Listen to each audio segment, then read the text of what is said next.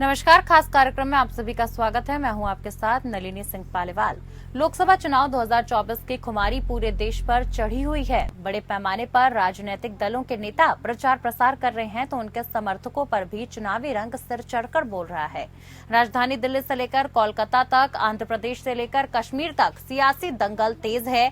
अब इसी बीच देश का मूड को भांपने की कोशिश की गई है। देश भर की सभी 543 लोकसभा सीटों पर एक सर्वे किया गया, जिसमें लोगों से पीएम पद के लिए पसंद को लेकर सवाल पूछा गया। वहीं सर्वे में लोगों ने अपने जवाब से चौंका दिया है। बता दें कि सर्वे के नतीजों में पीएम मोदी एक बार फिर प्रधानमंत्री के तौर पर देश की पहली पसंद बनकर उभरे हैं।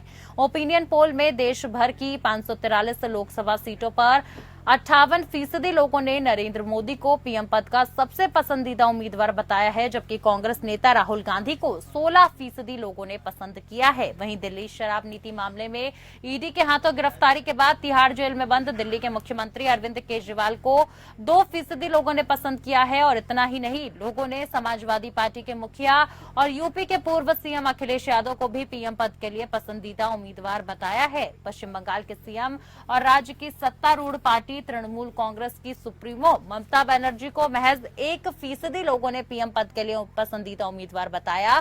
जबकि इसी बीच प्रधानमंत्री नरेंद्र मोदी ने विपक्षी गठबंधन इंडिया के एक घटक दल के परमाणु निरस्तीकरण के पक्ष में बयान देने को लेकर निशाना साधा और कहा कि बिना परमाणु हथियारों के देश की रक्षा नहीं की जा सकती है। प्रधानमंत्री मोदी ने मध्य प्रदेश के होशंगाबाद लोकसभा क्षेत्र के पिपरिया कस्बे में एक जनसभा को संबोधित करते हुए कांग्रेस नेता राहुल गांधी के एक झटके में गरीबी उन्मूलन के दावे पर तंज कसते हुए कहा कि देश राहुल को गंभीरता से नहीं लेता। उन्होंने ये भी कहा कि कांग्रेस ने हमेशा डॉक्टर बाबा साहब अम्बेडकर का अपमान किया, लेकिन भाजपा सरकार ने उनका सम्मान किया है। प्रधानमंत्री मोदी ने किसी भी पार्टी का नाम लिए बिना माकपा के घोषणा पत्र का जिक्र करते हुए कहा कि विपक्षी गठबंधन इंडिया के एक घटक दल ने परमाणु निरस्तीकरण का आह्वान किया है। मोदी ने लोगों से पूछा कि क्या आज के दौर में देश को परमाणु हथियार की जरूरत है या नहीं, खासकर कि तब जब उसके दुश्मनों के पास इतनी ताकत है। उन्होंने कहा कि विपक्षी गठबंधन के सहयोगियों के घोषणा पत्र में कई खतरनाक वादे किए गए हैं। उनके एक सहयोगी के घोषणा पत्र में कहा गया है कि वो देश को परमाणु निरस्तीकरण करेंगे। साथ ही प्रधानमंत्री मोदी ने कहा कि हमारे देश की रक्षा के लिए हमारे पास परमाणु हथियार होने चाहिए। जो लोग कह रहे हैं कि परमाणु हथियार नहीं होने चाहिए, तो वे भारत की रक्षा कैसे करेंगे। राहुल गांधी का नाम लिए बिना पीएम मोदी ने कांग्रेस नेता के उस दावे पर भी निशाना साधा, जिसमें उन्होंने एक झटके में गरीबी मिटा देने की बात कही थी। उन्होंने कहा कि कांग्रेस के शहजादे ऐसी घोषणा की है कि लोग हंसेंगे। प्रधानमंत्री मोदी ने कहा कि देश उन्हें यानी कि राहुल को गंभीरता से नहीं लेता। उन्होंने कहा कि उनकी दादी यानी कि पूर्व प्रधानमंत्री इंदिरा गांधी ने भी एक बार गरीबी हटाओ का नारा दिया था और लोग इसके बारे में जानते हैं। भारत के संविधान के मुख्य निर्माता की जयंती पर प्रधानमंत्री मोदी ने कहा कि कांग्रेस ने हमेशा बाबा साहेब अम्बेडकर का अपमान किया है, जबकि हमने उनका पूर्ण तरीके से सम्मान किया है। वहीं कांग्रेस ने लोकसभा चुनाव के लिए जारी भाजपा के घोषणा पत्र को बयानबाजी से भरा जुमला पत्र करार दिया। कांग्रेस ने पीएम मोदी पर नौकरियां देने, किसान की आय दोगुनी करने और महंगाई से निपटने के वादे को पूरा नहीं करने का आरोप भी लगाया है। बता दें कि कांग्रेस ने कहा कि अब 2047 के बारे में बात करके मुद्दा ही बदल दे रहे हैं। पूर्व कांग्रेस अध्यक्ष राहुल गांधी ने कहा कि भाजपा के घोषणा पत्र और पीएम मोदी के भाषण से महंगाई और बेरोजगारी गायब है। लोगों के जीवन से जुड़े सबसे अहम मुद्दे पर भाजपा चर्चा तक नहीं करना चाहती। वहीं उन्होंने एक्स पर पोस्ट किया और कहा कि इंडिया गठबंधन की योजना बिल्कुल स्पष्ट है। 30 लाख पदों पर भर्ती और हर शिक्षित युवा को 1 लाख की पक्की नौकरी। युवा इस बार मोदी के झांसे में नहीं आने वाला। अब वे कांग्रेस का हाथ मजबूत कर देश में रोजगार क्रांति लाएंगे। कांग्रेस अध्यक्ष मल्लिकार्जुन खड़गे ने कहा कि मोदी की गारंटी जुमलों की वारंटी है, क्योंकि वे पूर्व में किए गए वादों को पूरा करने में पूरी तरह से नाकाम रहे हैं। उन्होंने एक्स पर पोस्ट किया, पुरानी गारंटियों के लिए कोई जवाबदेही नहीं, कोरी बयानबाजी। खड़गे ने आरोप लगाया कि प्रधानमंत्री मोदी ने अपने कार्यकाल के दौरान कोई ऐसा बड़ा काम नहीं किया जिससे देश की जनता को फायदा हो। युवा नौकरी की मांग कर रहे हैं। और साथ ही साथ इसी तरीके से विपक्ष लगातार भारतीय जनता पार्टी के घोषणा पत्र पर हमलावर है।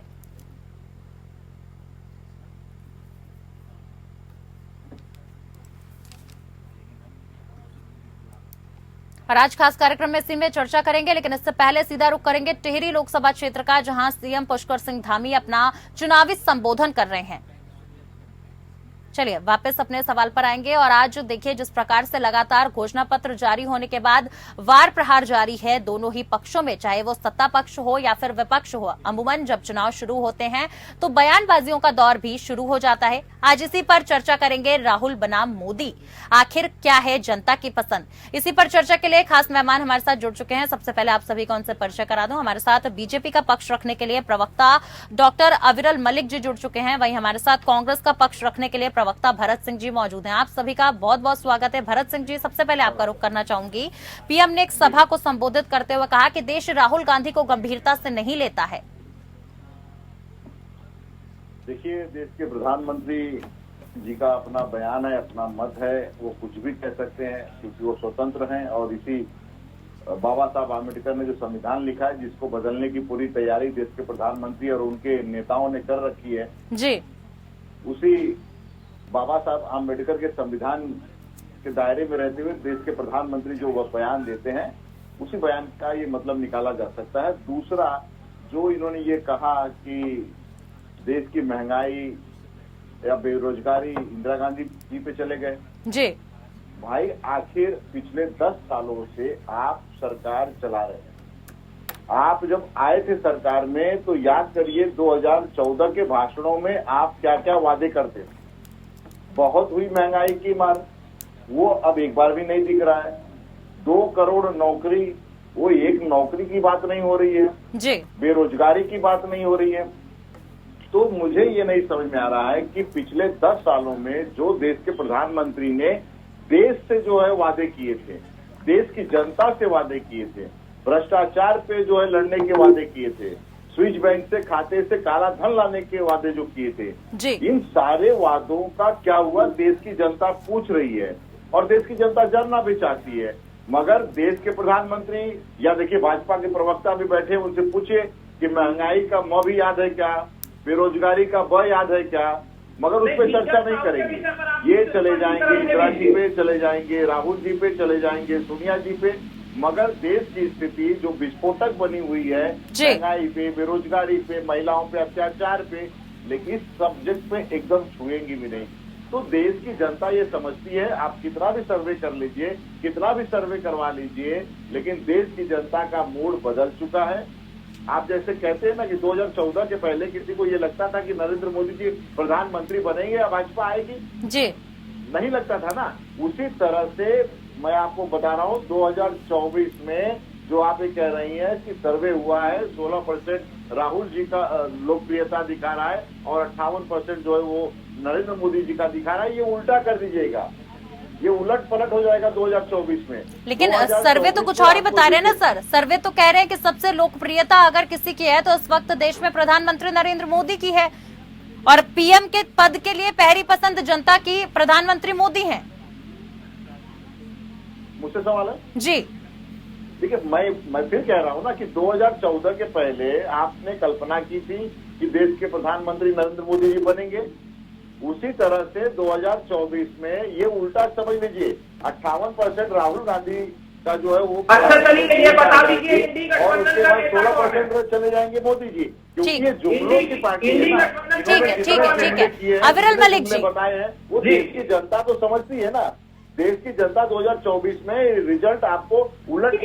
ठीक है भरत जी, अविरल मलिक जी से इसी सवाल का जवाब ले लेते हैं। अविरल मलिक जी, जहां आंकड़े एक तरफ कह रहे हैं कि प्रधानमंत्री नरेंद्र मोदी प्रधानमंत्री पद के लिए देश की पहली पसंद है, वहीं दूसरी तरफ देखिए जनता ये भी सवाल कर रही है और विपक्ष भी सवाल कर रहा है कि आखिर उन विकास के वादों का क्या हुआ जो आप लोग हर बार लेकर आते थे।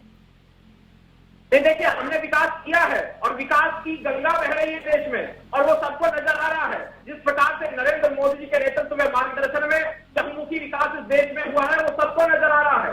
हो सकता है कि यहाँ जो प्रवक्ता मौजूद है इन्हें नजर ना आ रहा हो, लेकिन जनता सब समझ रही है। लेकिन सर, राहुल गांधी तो कह रहे हैं कि आपके घोषणा पत्र से बेरोजगारी और महंगाई का मुद्दा जो है बिल्कुल गायब है। पीएम के भाषण से भी बेरोजगारी और महंगाई का मुद्दा बिल्कुल गायब है। देखिए, बेरोजगार कोई नहीं है, बेरोजगार गांधी परिवार आज हो चुका है, सबको नजर आ रहा है। और जिस प्रकार से उत्तर प्रदेश का यादव परिवार समाजवादी पार्टी के मुखिया अखिलेश यादव और उनका पूरा परिवार बेरोजगार हो चुका है, वो भी सबको नजर आ रहा है। बेरोजगार इंडी गठबंधन हो चुका है, ये सबको दिख रहा है। और इंडी गठबंधन के पास कोई मुद्दा नहीं है, ये बिना एजेंडे के काम कर रहे हैं, इनके पास कोई किसी भी प्रकार का जनता से जुड़ा हुआ मुद्दा है ही नहीं। लेकिन अविरल जी देखिए, सवाल सीधा से ये है कि जब भी आप लोग सत्ता में आए हैं और घोषणा पत्र आप लोग लेकर आए हैं, तो आपने हमेशा से रोजगार की बात करी है, आंकड़े भी जारी किए हैं कि 2 करोड़ रोजगार देंगे, लेकिन इस बार के घोषणा पत्र से आंकड़े के जो नंबर का खेल है ना, वो पूरी तरीके से गायब है। नहीं, ये इकोनॉमी की बात करते हैं और उस समय प्राइम मिनिस्टर भी इकोनॉमिस्ट हुआ करते थे, फाइनेंस मिनिस्टर भी इकोनॉमिस्ट हुआ करते थे जब यूपीए की सरकार थी। लेकिन जनधन योजना भी हमने चलाई है, बैंकों में खाते भी हमने खुलवाए हैं, तो कौन सी इकोनॉमी की बात करते हैं? बिना बैंकों में खाते के पैसे की बात ही कैसे कर सकते हैं? इकोनॉमी की ये बात कैसे कर सकते हैं? इन्हें कुछ समझना चाहिए। प्रधानमंत्री जनधन योजना हमने चलाई है, उज्ज्वला योजना हमने चलाई है, सौभाग्य योजना हमने चलाई है। कितना रोजगार देने वाले हैं सर? अगर सत्ता में आते हैं तो कितना रोजगार देंगे? देखिए, रोजगार निश्चित रूप से मिलेगा, इस बात को जान लेना चाहिए। और आज भी रोजगार मिल रहा है, वो भी सबको नजर आ रहा है, और किस प्रकार से मिल रहा है वो भी सबको दिख रहा है, लेकिन इन्हें नहीं दिख रहा, ये दुखद है। ठीक है भरत जी, कह रहे हैं कि रोजगार मिल रहा है लेकिन विपक्ष को नजर नहीं आ रहा है, विपक्ष बौखलाया हुआ है।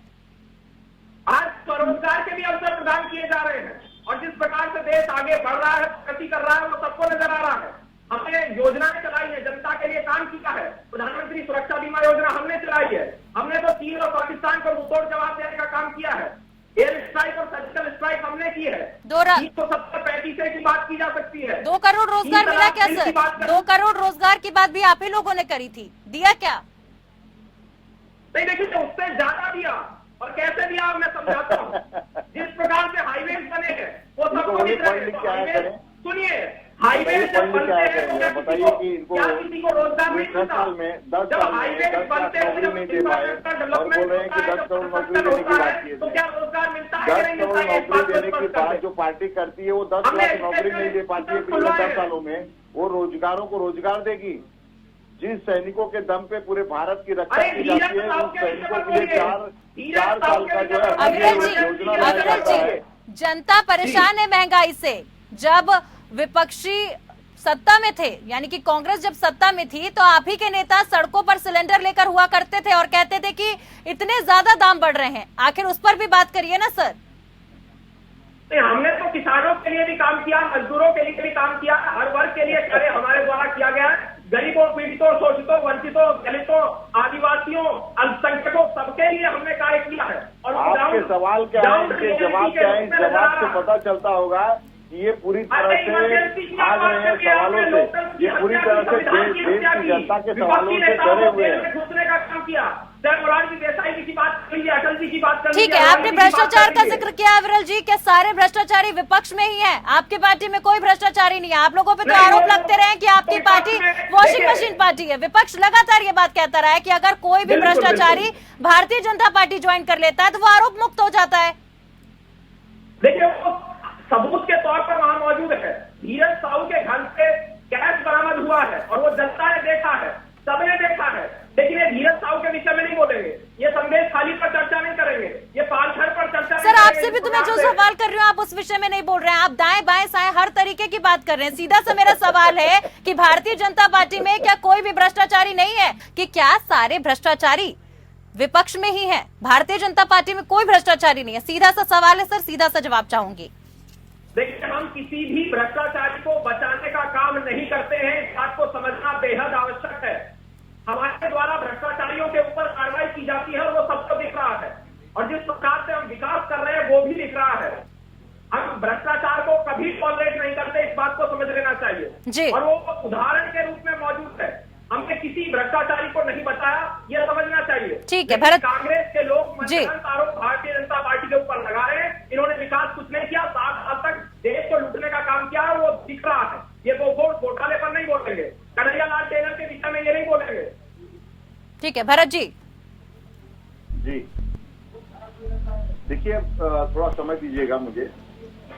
भ्रष्टाचार से शुरुआत करता हूं। ये कह रहे हैं कि सारे भ्रष्टाचारी जो है वो विपक्ष में है।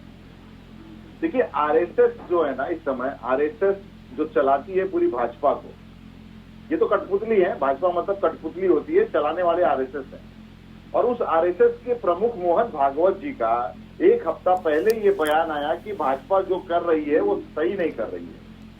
सारे भ्रष्टाचारियों को अपनी पार्टी में लेके भाजपा साबित करना क्या चाहती है, देश के प्रधानमंत्री साबित क्या करना चाहते हैं। और ये कौन कह रहा है? ये आरएसएस प्रमुख जो है मोहन भागवत जी कह रहे हैं। यानी कि सच को आईना दिखाने का काम तो भाजपा की प्रमुख सहयोगी जो है वो आरएसएस कर रही है। तो आप इसे समझ लीजिए कि भ्रष्टाचार है कि नहीं। दूसरा, ये कह रहे हैं कि भ्रष्टाचारी जो है वो विपक्ष में है। तो आखिर शरद पवार के भतीजे अजीत पवार पे जो सिंचाई घोटाला देश के प्रधानमंत्री 70,000 करोड़ का लगाते हैं, उसके 2 दिन के बाद में उप मुख्यमंत्री को बना दिया जाता है, कैसे वो साफ हो गए। दूसरा, हेमंत बिश्व शर्मा वो कैसे साफ हो गए। तीसरा, शुभेंदु अधिकारी कैसे साफ हो गए। नारायण राणे कैसे साफ हो गए। भावना गवली कैसे साफ हो गए। इतने सारे नाम है। और सबसे बड़ा अच्छा, इनको तो लेने के बाद में इनको मजबूत पद भी दिया जाता है कि आप जितने बड़े भ्रष्टाचारी हो, मजबूत भ्रष्टाचारी हो, उतना बड़ा आपको जो है मेरी पार्टी में आपको स्थान मिलेगा। किसी को राज्यसभा सदस्य मिल जाएगा, तो किसी को जो है मुख्यमंत्री मिल जाएगा, किसी को जो है उप मुख्यमंत्री। भरत जी, यहाँ पर एक और सवाल मैं आपसे लेना चाहूंगी। भरत जी, आप लोग आए दिन तमाम विपक्षी पार्टियां ये कहती रहते हैं कि संविधान खतरे में है, लोकतंत्र खतरे में है, लेकिन अब उसी संविधान को निर्माता जो बाबा साहब अम्बेडकर हैं, उनको लेकर प्रधानमंत्री का भी एक बयान सामने आया और उन्होंने कहा है कि देखिए, कांग्रेस कभी भी डॉक्टर भीमराव अम्बेडकर की इज्जत नहीं करती थी, भारतीय जनता पार्टी बाबा साहब का सम्मान करती है। देखिए, बाबा साहब का सम्मान भारतीय जनता पार्टी कितना करती है आपको बता देता हूं।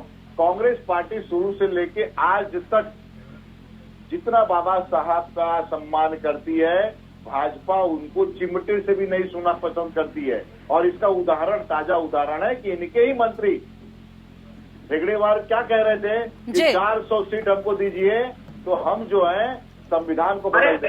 ये हमने नहीं कहा था, इनके पार्टी के नेता ने कहा था, मंत्री ने कहा था। दूसरी महिला मंत्री है, देखिए बीच में अगर आप बोलेंगे महोदय, तो देश की जनता को ये कैसे पता चलेगा कि आपका आज पोल खुल रहा है। जस्ट शांति से सुनने दीजिए देश की जनता को, सारे सबूत देश की जनता के सामने आने दीजिए। अविरल जी, मैं आपका रुख करूंगी, पहले बात पूरी हो जाने देते हैं जी। भरत जी, जल्दी से।